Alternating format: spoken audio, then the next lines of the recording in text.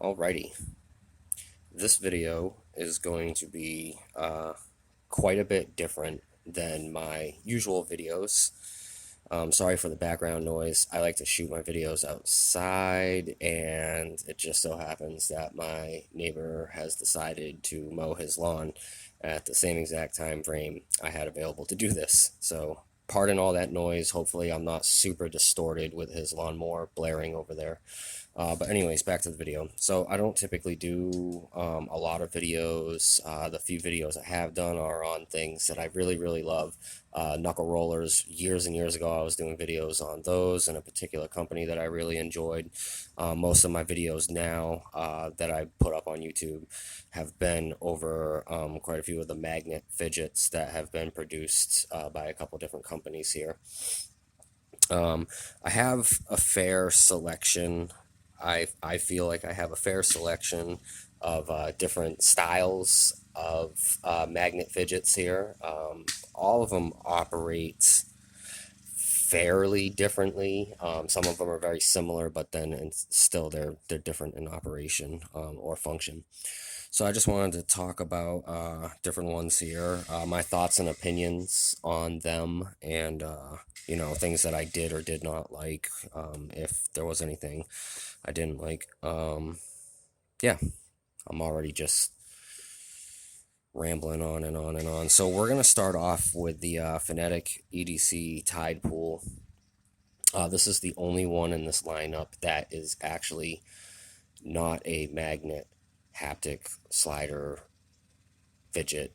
It's strictly off of nut and bolts, and internally it has springs and ball bearings.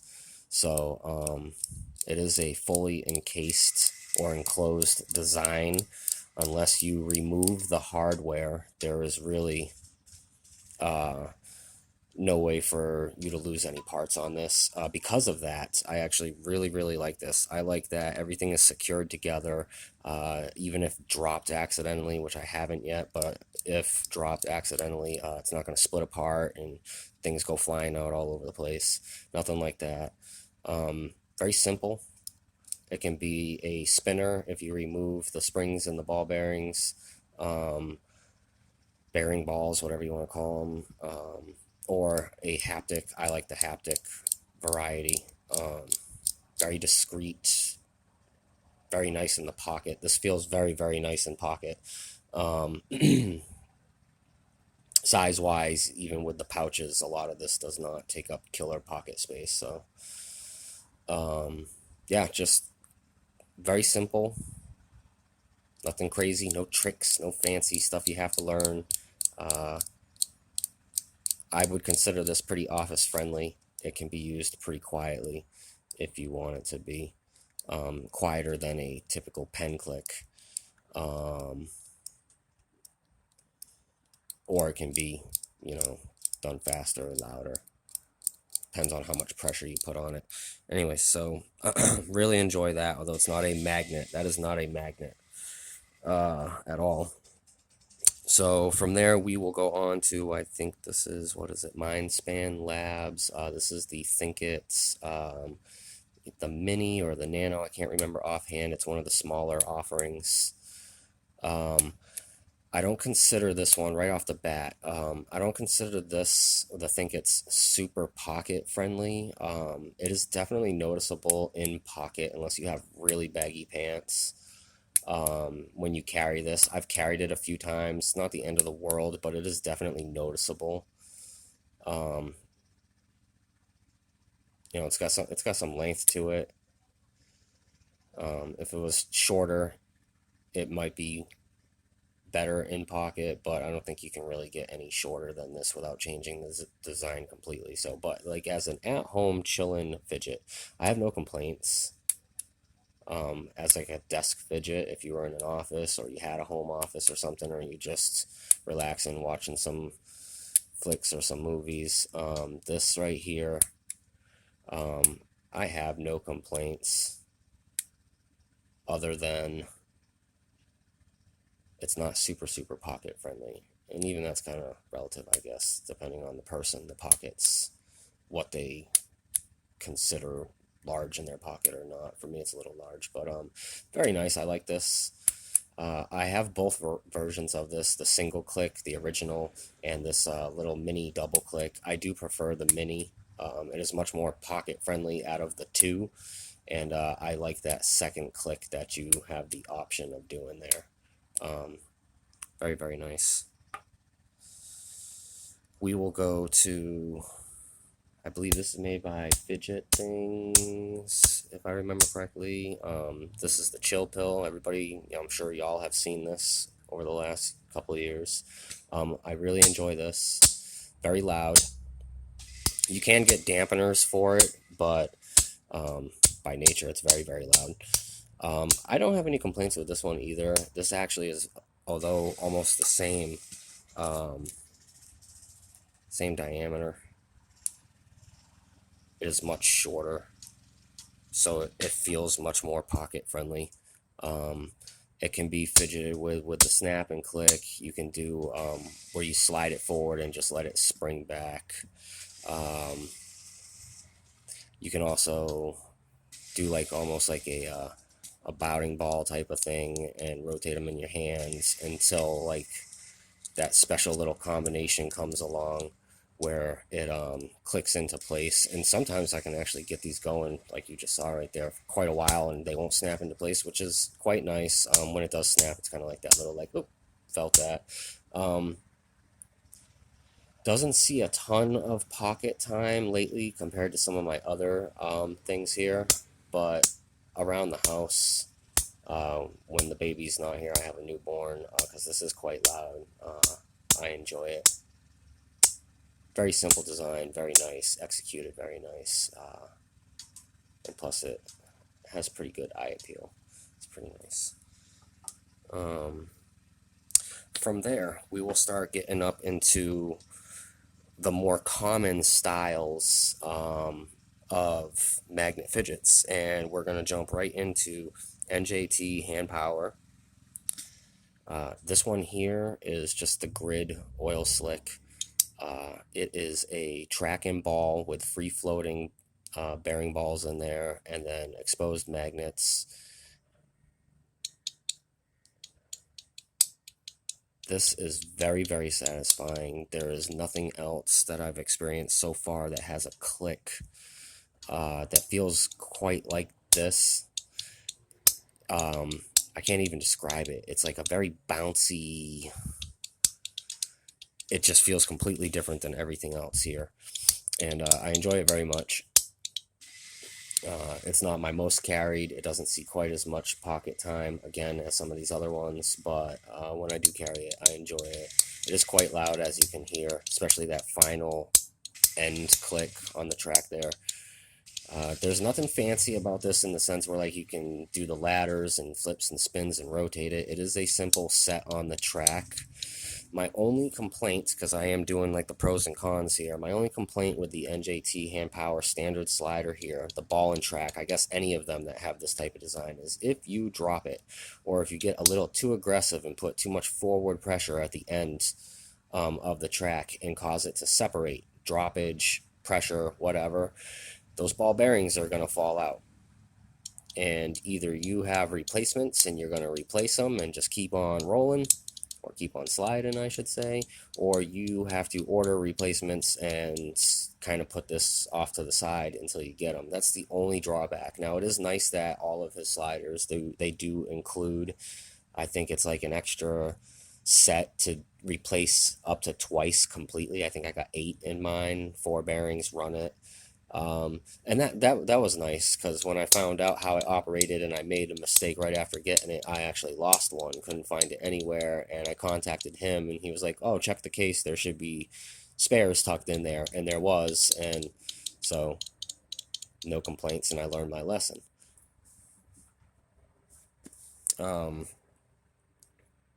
We're going to go to free floating sliders next. Now this one here is the Lego slider. David Turman, if I remember correctly, David is the one that does these. I have so many fidget friends, I have a hard time keeping all the names straight with different products, to be honest. I believe he does these Lego sliders. This right here, very nice design, very light, very pocket friendly. It does have the option of clicking and being, kind of loud, I guess, or you can put it on like a rotational track similar to the clover and just do a rotation. Very quiet. Definitely good around the house at night if you like magnet stuff and you want to keep it quiet. This is like the go-to option for me. All of my magnet stuff is very quiet depending on how fidgeted with. I love this design because it is lightweight. There is not very often where it bounces off the track and you have any droppage. The weight of it makes it very easy for the magnets to keep a good grip on and keep it going. I like this. We will go to Magnus. I only own one Magnus. It is the Toad in brass. I have a kind of, so to speak, like a love-hate relationship with this. What makes this so great is also what is the downfall for me personally as well, and that is it is free floating, and I like that. But with this particular one, I might have made a mistake when I went heavy, because this heavy plates, the brass, when you get to the end of the track and you go to do a rotation, depending on which way you're going with it, if you put just a little bit too much pressure on that rotation, and I mean just a little bit, you can see the separation right there. Just a little bit too much, and then this is taking a tumble. I found that out the hard way, unfortunately, literally. I found that out the hard way. I was going with it, and it took a pretty serious tumble to some tile, and it actually, let's see, where is it? Which corner? Looking through the camera, oh, right there. It put a pretty substantial sized dent in it when it hit the ground, and I actually had to hand grind that with a stone back down flush with the frame, because when it put the dent in it, it dented it in just enough where it was actually taking up the small bit of gap space. You can even still see just a little bit taking up that, and then it wasn't sliding. I had to modify it. I found that out right away. Made that mistake twice, and because of that, I'm actually a little nervous carrying this. It gets quite a bit of pocket time, but when I'm out walking around, or I'm standing and I'm out over hard surfaces, concrete, tile floors, whatever, I don't take this out as often, because to comfortably fidget it, I just don't like having in the back of my mind that this takes a tumble fairly easily, the separation, and might suffer more damage. Some of this stuff, as y'all know, is pretty expensive. So the thing that makes it so great for me, again, is also the thing that was like the downfall for me. Love the design, and if I'm sitting down or I'm over carpeted areas or anything like that, this gets quite a bit of, as you can see from the crazy deep patina on it, it gets quite a bit of carrying time, quite a bit of good use. This is my favorite out of all of his designs. He's got quite a few that run off of the free floating design of his. This is the one that just jumped right out to me. I'll make a mention of that right now too. I don't have a huge selection with like 20 different companies here. I've got 1, 2, 3, 4, 5, 6, 7 different companies here. I don't buy things that don't jump out to me. If it doesn't do it visually for me, and watch a few YouTube videos and figure out on reviews if there is any, if it doesn't jump out to me, I don't get it. I don't have money to waste what I do buy. I want to be pretty sure after checking it out that I'm going to keep it. So all this stuff is like keeper stuff for me, You're probably never going to see any of this come up on the market from my ends. I don't buy it unless I intend to keep it, or if I truly don't really like it, then I'll resell it. But so we'll end the video with what everybody probably already knows, my favorite company when it comes to magnet fidgets, and that is CompoForm. I have a wide range selection here, different products. the Clover, the Argyle, the Triquatra V1. My daughter currently has the V2 in use, so I had to use the V1 for the video, or it would have been included as a collection. The Kraken coin, the 2x3 Fifth Element, and the click bar 1x6.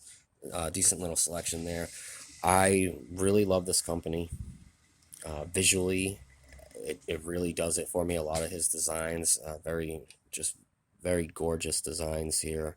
I like that he has a variety. Everything kind of has a different feel, different feedback, different sounds, different textures and looks. He keeps things popping. He keeps it fresh. I love it. We'll go over real quick some of the things. The only one out of everything that I had to do anything with was actually the first one I purchased, the Clover.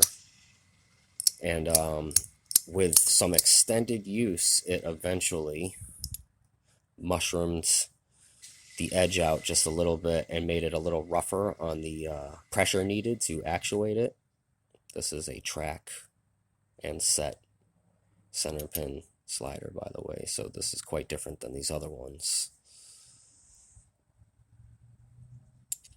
The only thing I had to do was just kind of like polish that down a little bit to ensure that it maintained smooth operation, and I have not had any problems with it since. It's very smooth. It always is. It's one of my go-tos for being pocket friendly. The size of it, similar to the tidepool, it's a go-to just because of the size.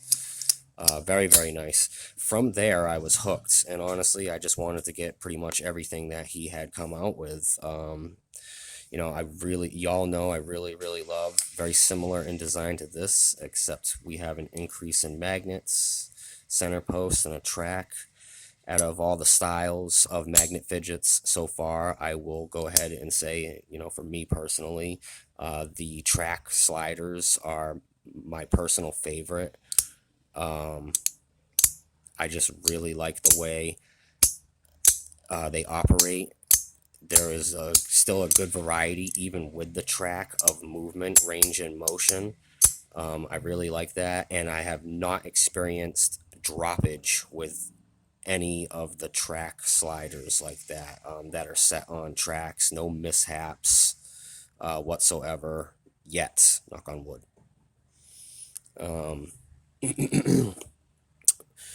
I really like the Trike Watcher. It's one of his, Ivan, the owner of CompoForm. It's actually one of his personal favorites from what I understand. Very nice in hands. The V2 is very, very nice. I like the two different options for the V2. The mechanical rocking switch and the slider, both are an improvement.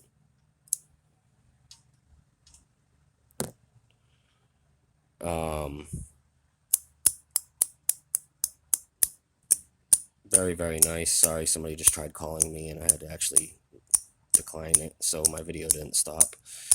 The V2 is a step up in my opinion, size-wise, and the center slider feels just a little bit better to me, comfort-wise, because it's a little bit more concave towards the ends.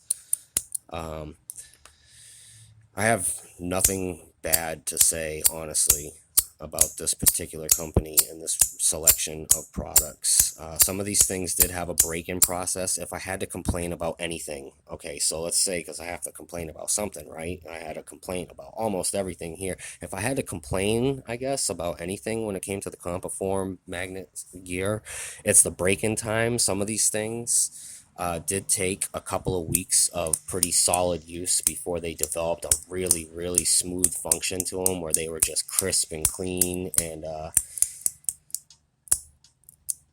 just beautiful. And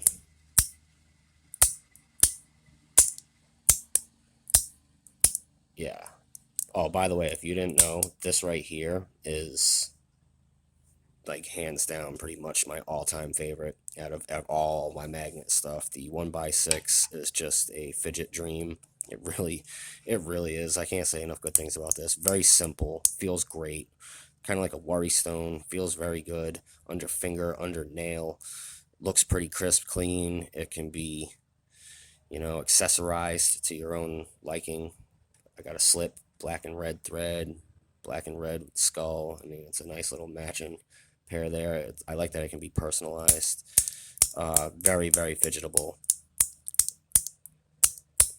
just a wonderful, wonderful thing there. 2x3 also is pretty darn nice. I won't put it quite there, but it's pretty darn nice. This is another track. It's set in a track, but it's kind of free floating, kind of like the triquatre, but of course squared. Very nice. The Kraken, wonderful standard sliding click. You can do rotational clicks just like you can with the clover. Very nice. Just beautiful stuff here. I love it. So that's my opinion. It's a 20-minute video. If you stuck with it, awesome. I mean, this was a ton of rambling. I didn't take notes. I don't do that. I just wing it. If you learned anything from this, cool. If you were able to get a visual on how some of these things operate, how they look in hand, how they sound, so you can make determinations on either these items or items that are similar from other companies. There is a ton of stuff. There is things from NJT I don't have. Magnus has a ton of options. Fidget Things has quite a variety, a selection of different things. He has quite a few different versions of this. The customization options for the Lego is like limitless. Whatever colors or schemes you can come up with. That was a brilliant idea, I think. This is just a wonderful design. I also have the large version of this, which I really love. I should have brought it out for the video, to be honest. But yeah, the thinkits, tons of different varieties. There's a ton of stuff here, and there's a ton of other companies. I know Loudy does some stuff. I'm sorry if I mispronounce the names. There's so many different beautiful options out there. I don't own a lot of it because it just doesn't speak to me personally and my tastes. But, to each his own. Everybody has their own flavor. This is like my flavor right here. This stuff caught my eye, kept my eye. I bought it. I loved it. I'm doing videos on all of it to show, like, I'm not reselling this. This is stuff that I really, really love. The things that I have a couple of complaints about, are not things that I'm like, oh man, this is horrible, I gotta sell it. No, it's still really, really good. When I'm sitting at home or I'm at the desk and I'm taking a break in between typing some stuff, if I'm in the office, this is really, really, really nice. I don't do it while I'm walking. This one, I'll walk down the road over concrete and I'll do it all day long. I have no fear of dropping it, just like some of these other items here. Just the way it's designed.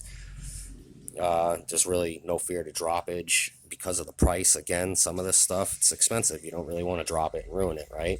It's like you go out and buy a $400 knife and you drop it and you take a chunk out of the corner of the handle. Did it really affect the knife overall? Probably not, but aesthetically you're like, oh. So I'm sure some of y'all can empathize with that. But anyway, super long video. Thoughts and opinions. If I missed something, sorry. If I didn't show the internals enough of things, I apologize. My plan was to originally